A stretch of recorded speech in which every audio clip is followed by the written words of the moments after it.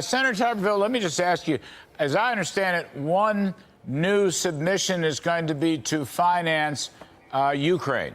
And I just wondered what your thought is on that point, because I don't know, do we have a goal, a clear mission here? We're spending over $100 billion so far, maybe much more. The number I heard bandied about was another $25 billion or so. What you thinking about the Ukraine funding, sir? Well, we heard a year and a half ago from President Biden, or Pinocchio Joe, whatever you want to call him, that it was going to be a small incursion. And we all know now that there's been hundreds of thousands of people killed over in Ukraine, both Russian and Ukrainians. But Ukrainians are getting slaughtered. We hear every day from the mainstream media that that's not happening. But you don't fire your minister of defense if things are going well. It's like firing your defensive coordinator. Something's going wrong. They're going to ask for more money. I don't know what they're going to spend it on, because we don't have anything for them to buy. We don't have anything to send. You even heard that from the President of the United States, that we're out of equipment, we're out of munitions. So what are we going to do? We're propping up their government as we speak. We're paying all their pension funds. We're paying all their government employees. American people need to understand this is not just going to a war. It's going to the 51st state, which is Ukraine. We're propping them up every day. I'm not for spending another dime. I haven't voted for any money to go to Ukraine, because I was there 6 months before this war started. This wasn't going to end up well for Ukraine. We pretty much kicked this can down the road and got Ukraine into this mess. We can't get them out. Somebody needs to go to Russia, like Joe Biden, and talk them out of what's going on and get this thing settled before we get into a world war. That's what worries me, Larry. Well, I think the best negotiator is still on the sidelines, although campaigning vigorously, and that's Donald Trump.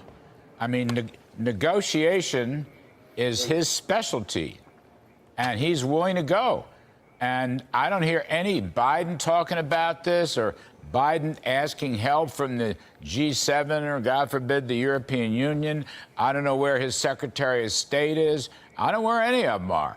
But there ought to be some negotiations. There's nothing wrong with that. Reagan negotiated with the archenemy, Soviet Union, for heaven's sakes.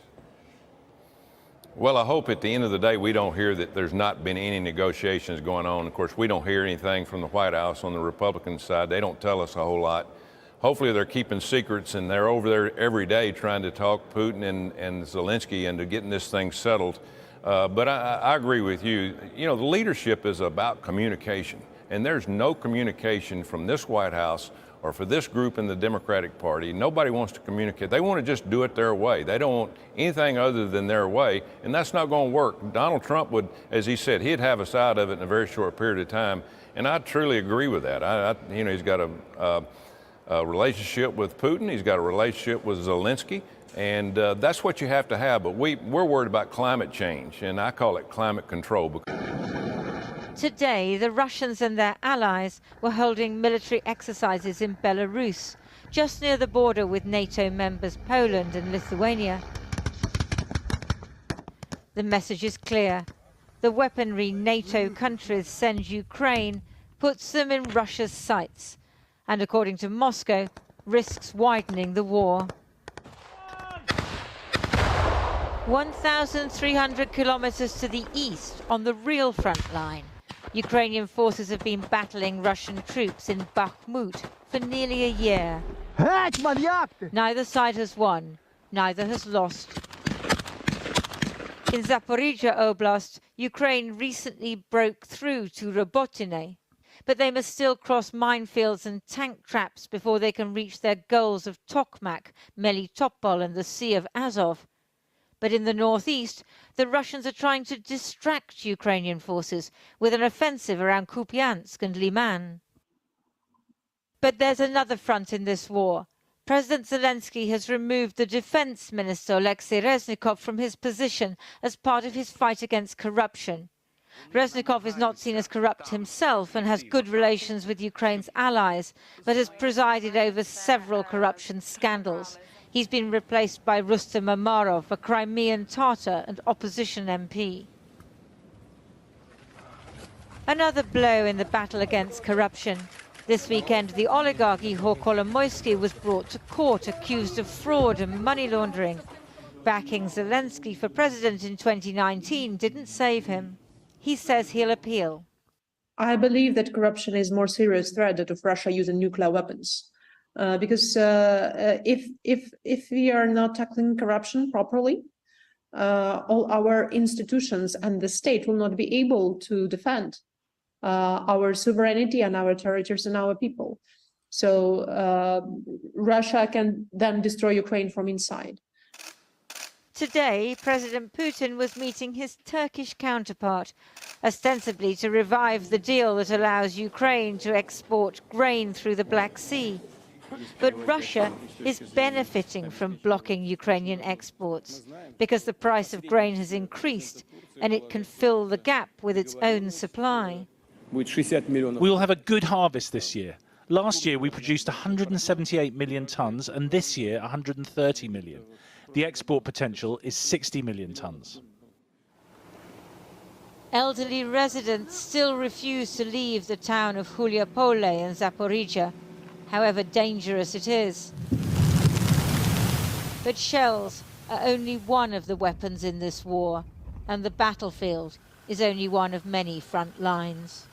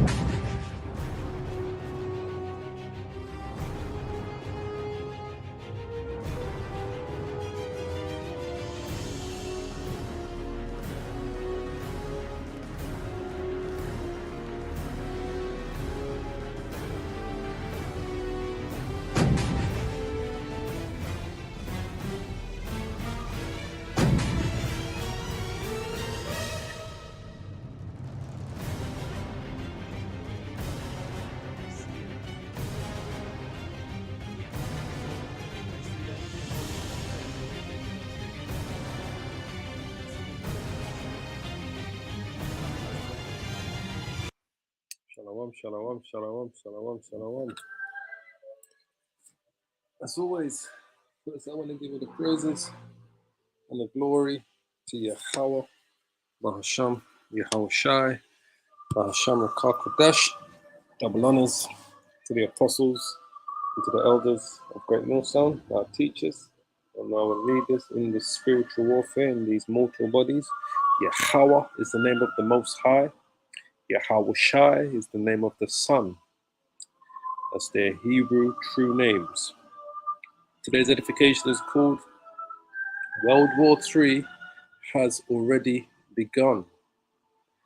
The Lord is a man of war. YAHAWAH is his name. Exodus chapter 15, I believe it's verse 3. The Lord is a man of war. YAHAWAH is his name. So when we see all of these wars and this main war that's taking place between this proxy war that's waged between the US and its allies and Moscow, as you see on the screen, Moscow says fighting in Ukraine is a proxy war waged by the US and its allies. So you must understand that we have been in World War III. The minute the the NATO and their allies decided to arm Ukraine to fight against the Russians. So this war has been going on since, what are we in now? February last year. Roughly 18 months now. This war, which is a proxy war, is the beginning of World War III. And it started in February. I think it was February the 20th, I think it actually started, the actual war. And that's what you see going on. So these newsreels that you just saw me play to you, just to make you understand even more, that all we're waiting for now is for the two main, see those two people on the screen? The two prognosticators to come head to head. Now, as we've always said, that can happen any day. But before they fire nuclear missiles on each other, the mark of the beast, the microchip, will have to be in play. So they can come head to head and come head to head in a battle. Actually, the Allies fighting against Russia. That can happen any day. But they won't be able to fire the nukes until the microchip has gone global. So they're fighting this proxy war through, as we all know, we've spoken about this many times, between the Allies are using the Ukrainians to fight this proxy war. Now, I was reading this headline. It says here, World War III has already begun, Ukraine's security chief. Right? This is in the Irish Sun newspaper, Friday, the 8th of September, 2023. And this is what he says. So the article was actually published, spoken about, was actually on the 6th of September 2023, which is 2 days ago. Today is Friday, the 8th of September 2023. So this article actually came out, this statement was actually made 2 days ago on Wednesday. So, and this is the man here, he's the head of Ukraine security, right? It's a mistake to suggest that the conflict between Kiev and Moscow is only a bilateral struggle. And we've been telling you that. It's a mistake for you to believe that this is a bilateral struggle, man. These tentacles are going to go to the four corners of the world, because all of the nations, the major players anyway, the Chinese, the Iranians, are going to be involved in this war, the North Koreans alongside America and its NATO allies. The head of Ukraine's National Security and Defense Council has claimed the Third World War is already underway. We've been telling you this, with the Moscow-Kiev conflict pulling in countries far beyond the region.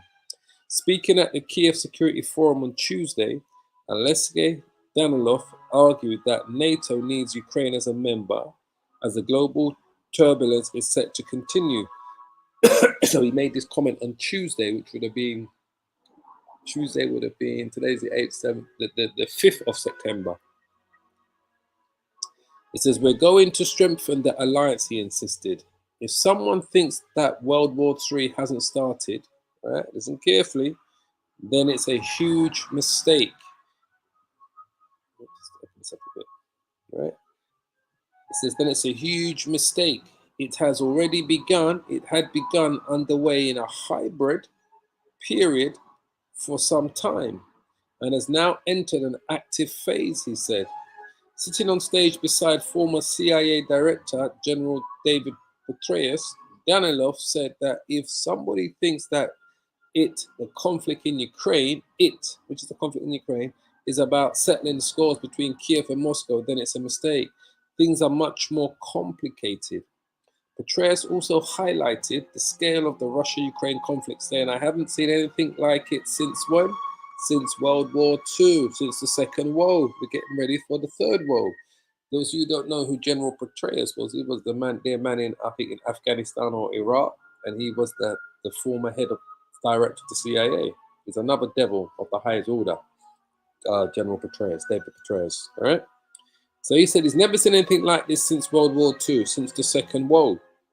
The Russians are not particularly impressive in terms of knowledge or performance on the battlefield, but they have created a rather outstanding defense system, and it is quite difficult to punch it through, he claimed.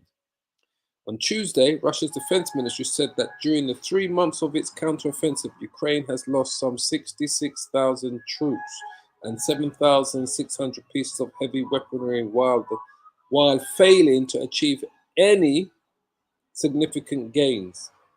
So he's saying in the 6 months, sorry, in the 3 months of the counteroffensive that started back in, the counteroffensive started back in June, right? In that 3-month period alone, and I did a video yesterday about the death toll in Ukraine, right? They've lost the Ukrainians have lost 66,000 troops and 7,600 pieces of heavy weaponry while failing to achieve any significant gains. Kiev has so far claimed the capture of several small villages, but they are some distance from the main Russian defense lines. Speaking about the Ukrainian counteroffensive earlier this week, Russian President Vladimir Putin insisted that it is not stalled, it is a failure. That's why they're going to escalate this. Moscow has been saying for months that the fighting in Ukraine is a proxy war waged by US and its NATO allies, which we've been telling you, this is clear as day to us, against Russia. It warned that the supply of arms and training to Kiev's troops and intelligence sharing means that Western nations are already a de facto parties to the conflict, right? So they are de facto partners, means that they are third parties to this, basically, all right? Russia, which views NATO as a hostile bloc and vigorously opposes its eastward expansion, has also highlighted Kiev's aspiration of joining the US-led military alliance among the main reasons for launching its military operation in Ukraine in February 2022. The Lord is a man of war, the Lord is his name. Let's just quickly grab that and then we're going to go to 2nd Ezra. I said I was going to finish it in the week, 2nd Ezra 16. So we're going to go through 2nd Ezra 16 to give you a bit more understanding of what's going on. But first, let's go to Exodus 15, where today's title comes from. Here, the Lord is a man of war. The Lord, YAHAWAH, because his name is YAHAWAH, is his name. YAHAWAH is his name, right? That's what it says here. YAHAWAH. YAHAWAH. YAHAWAH. YAHAWAH. Oh Lord. I'm gonna do this, sorry. YAHAWAH is his name, right? YAHAWAH is his name. As you know, Yah is the smallest character in the Hebrew. Alright? Smallest character in the Hebrew. Yah, Ha, Yaha, Wa, YAHAWAH, YAHAWAH, Ah, YAHAWAH, Ah, YAHAWAH, Yah, Yah. This is Yah in the Hebrew. Ha, that's Ha in the Hebrew. Oops. That's Wa in the Hebrew. And that's Ha again. YAHAWAH. Alright? YAHAWAH is his name. That's the Lord's name. He's a man of war. Alright? Certain Bibles, what do they say? NLT says, the Lord is a warrior. See, they nearly got it right there. They got Yahweh. It should be YAHAWAH is his name, not Most High. The Son's name is not Christ or Jesus Christ. The Father is YAHAWAH. The Son is YAHAWAH. The Lord is a warrior. This is what they don't understand. YAHAWAH is his name. All right? He's a warrior, the Most High. He's the ultimate warrior. See, look, the LSB has nearly got it right? The living, sorry, I'm saying the living, the Legacy Standard Bible nearly got it right. It says they got Yahweh, but that should be YAHAWAH. There is no J-U-V-E in the Hebrew, all right? So that should be an A there. YAHAWAH is a warrior.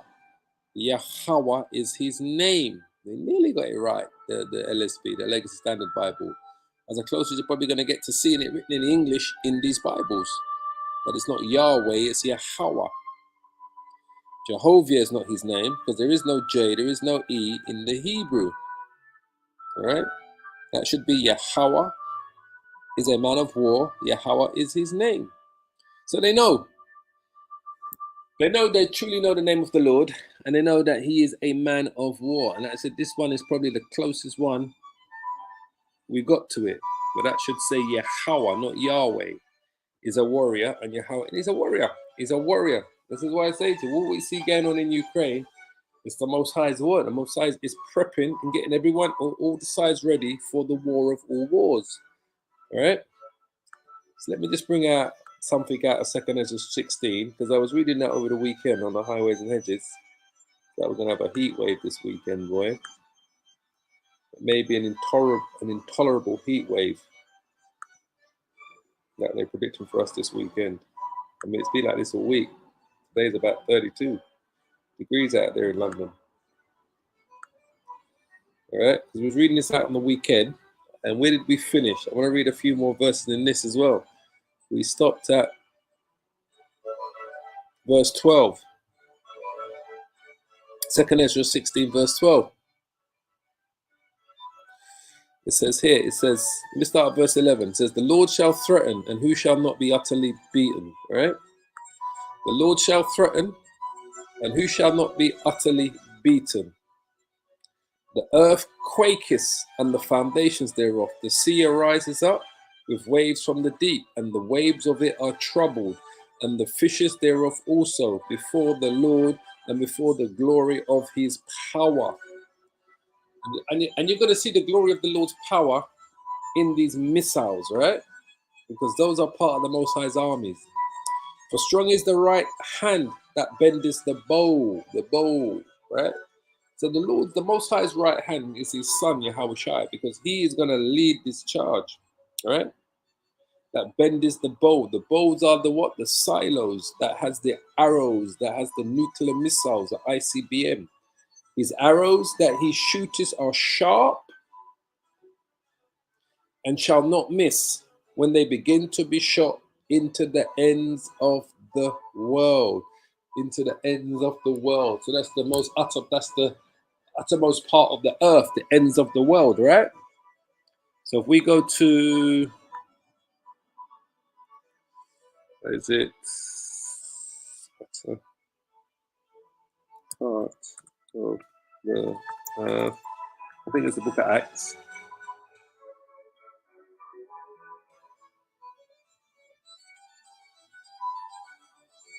Yeah, the book of Acts here, 1 and 8.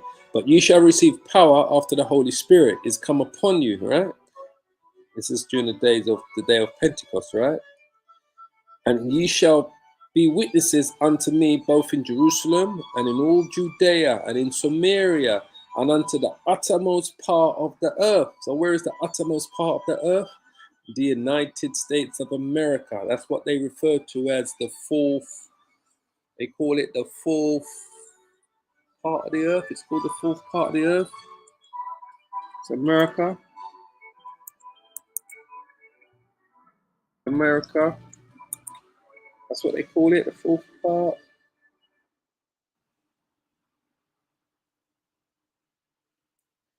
That's what they named it, right? The fourth part of the world. Yeah, there you go. The fourth part of the world is the New World, also called, there you go, also called the fourth part of the world, the New World, also called the fourth part of the world. All right? That's the fourth part of the world. That's what they know as the fourth part of the world. I think they even showed it on their maps. They when they did their maps, they marked it as the fourth part of the world. Let me type in fourth part of the world.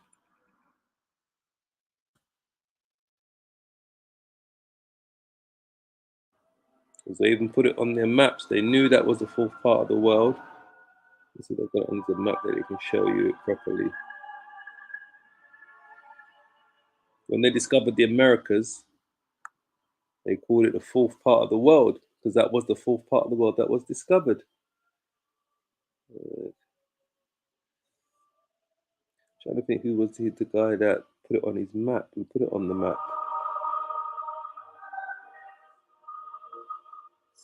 This one here. I know there's a map that actually shows you it.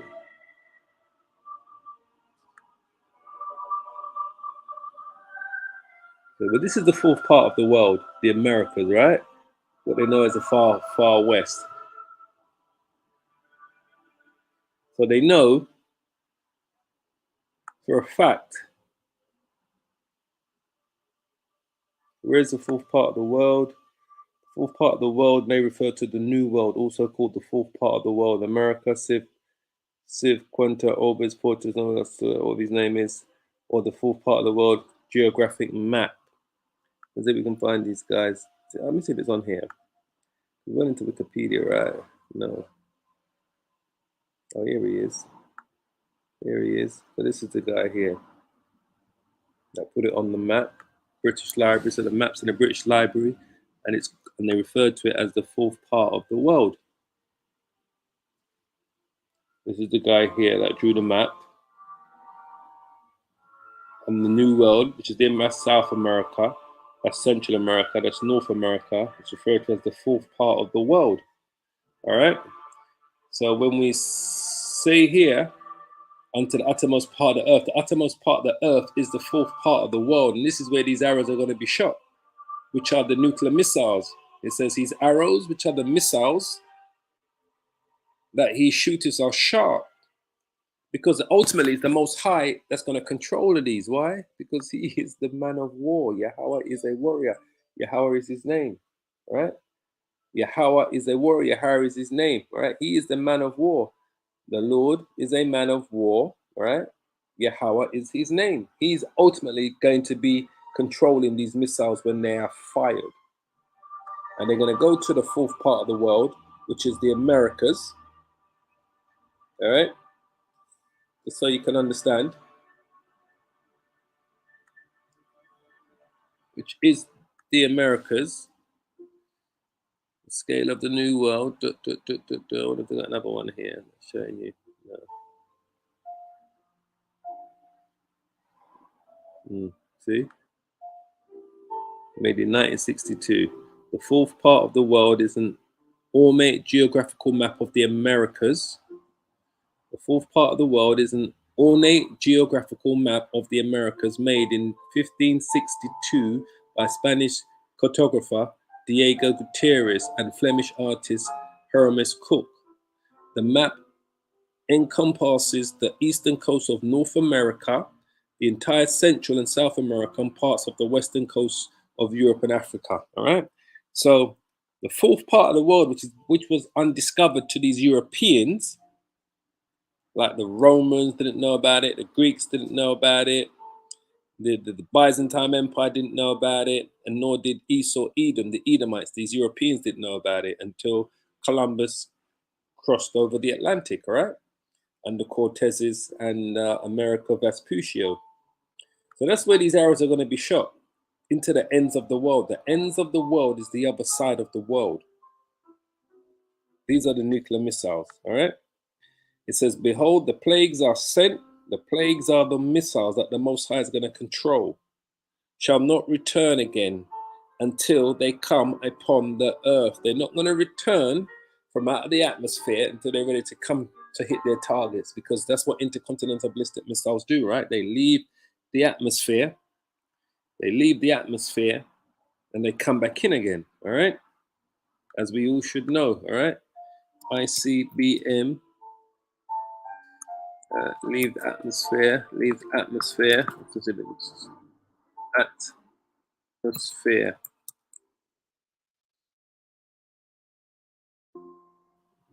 Missile warhead traveling more than 50 miles per hour.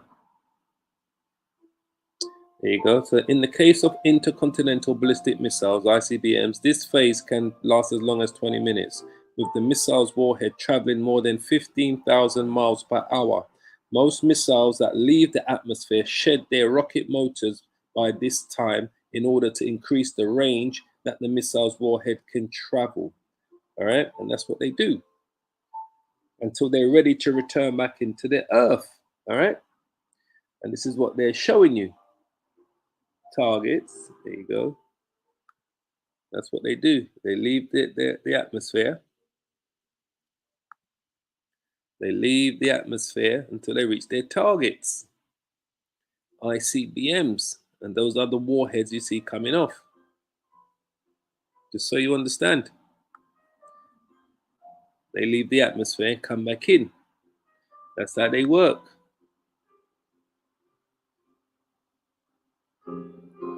ICBMs, that's how they work. They leave the atmosphere until they're ready to turn. Look, first stage, second stage, third stage, up to 16,000 kilometers from surface, warhead, warhead, warhead target. This is what they call the fuselage, right? The jettison, the fairing jettison. That's what fuels it to go up out of the atmosphere and come back in. That's what we're looking at. So we go back. He says here, behold, the plagues are sent. The plagues are those missiles. Shall not return again until they come upon the earth. The fire is kindled and shall not be put out till it consume the foundation of the earth. It's not going to be put out. It's going to burn for as long as the Most High requires these missiles to burn. Where are they heading for? They're heading for the Americas.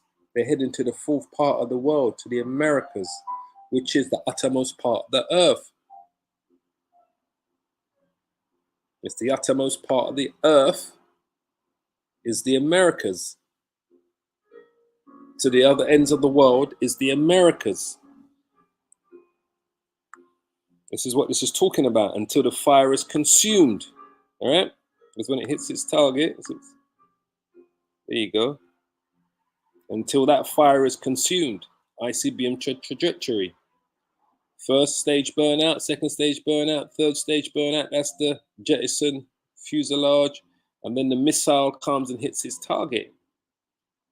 That's the fire there. That's going to come from it. All right? Let's go back to the scriptures. Till it consume the foundation of the earth. That's how it's going to consume it when it hits its target. Like as an arrow, which is shot of a mighty archer, returneth not backwards. Even so the plagues that shall be sent, the plagues are the intercontinental ballistic missiles, shall be sent upon the earth, shall not return again. These are the plagues. This is where everything's leading up to. Everything, whether you still want to believe, whether you believe it or not, this is where it's all leading up to. These are the plagues. These are the missiles. This is the jettison, we refer to as the fuselage. This is what fuels the missile. And then this is the final warhead. Bang, you see coming to hit its target. That's what we're looking at. How our ICBM works. First stage, second stage, warhead, bang, hits the target. That's where it goes. The booster, the mid-course, terminal, target. Comes out the atmosphere. It's not going to return. Why? Because the Most High is going to control them. It's going to make sure. Even so, the plagues that shall be sent upon the earth shall not return again. They're not going to return again, these missiles. Woe is me. Woe is me. Who will deliver me in those days? Who's going to deliver you in those days? Lord willing, we make it. YAHAWAH, YAHAWAH. The Lord said, right? Is it Psalms 91 or 94? The Lord's going to deliver us. He that dwelleth in the secret place of the Most High shall abide under the shadow of the Almighty. I will say of the Lord, YAHAWAH, He is my refuge. Lord willing, we make it. If we are living in America or any other place where these missiles are going to hit, the Lord is going to be your refuge and your fortress. Lord willing, you make up part of the elect. Many are called, few are chosen. The chosen are the elect of Israel. He is my refuge and my fortress, my power. Excuse me.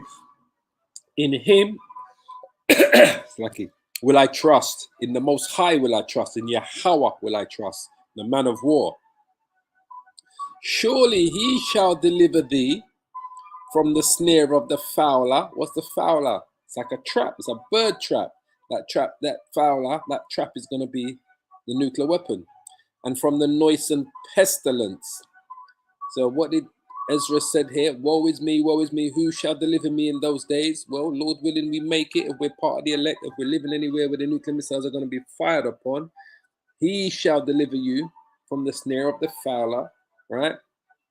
And from the noisome pestilence, the fallout from the weapons, the snare of the fowler. The fowler is the trap that many people are going to fall into because they're going to put their trust in this man, Esau.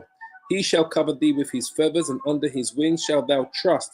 His truth shall be thy shield and buckler. Thou shalt not be afraid for the terror by night, nor for the arrow. The arrow is what? That flies by day. What's the arrow? The intercontinental ballistic missiles. These are the arrows that are going to be flying by day, going from one end of the earth to the other. These are the arrows. The ballistic missiles. These are the arrows that are coming. These are the arrows that are coming. And these are the targets that are going to be going to the uttermost part of the world. The Americas, Babylon the Great. That's the main target of the Most High's anger. So it says here, it says, thou shalt not be afraid of the terror by night, nor for the arrow that flies by day, nor for the pestilence, the radiation fallout that walketh in the darkness, nor for the destruction that wasteth at noonday. Noonday is what? It's the height of Esau's power. The pestilence is the fallout from the weapons, the radiation, the fire, the nuclear winter. 1,000 shall fall by thy side, and 10,000 at thy right hand, but it shall not come nigh thee. So that's who's going to deliver you, the YAHAWAH. If you're living in a city, or if you're living in America or any city around the world that's going to be hit by the nuclear weapons, if you are considered part of the elect, the Lord is going to deliver you up into his chariots from this destruction. And even during this war, the Lord is going to deliver his elect out of this war. So even if a missile is not heading for where you are, if you are part of the elect, you will be delivered up into the chariots, because the elect of Israel are going to receive what? New bodies, immortality, spiritual powers. We're going to change in the twinkling of an eye. 1 Corinthians 15.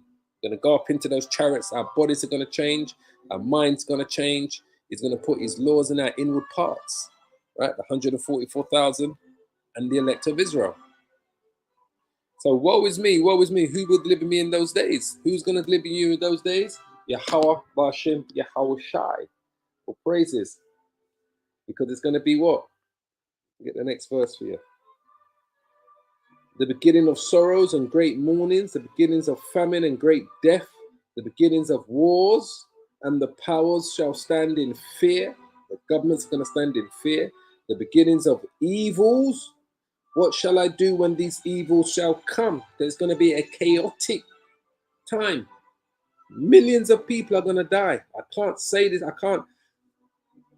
What's the word I'm looking for? Not the easier word is say this enough. I can't extenuate this enough. I think the word's correct. That's the word I'm looking for. Extenuate this enough. This fact that millions of people are going to die. It's going to be the beginnings of evils. What shall I do when those evils come? All right. The Lord said, what's coming from this destruction? Behold, famine and plague, tribulation and anguish are sent as scourges for amendment.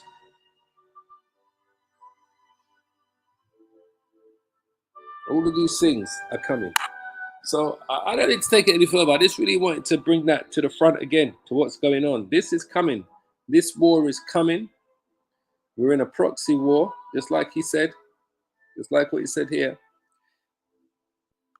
It's a mistake to suggest the conflict between Kiev and Moscow is only a bilateral struggle. It's a mistake to think it's just between these two countries.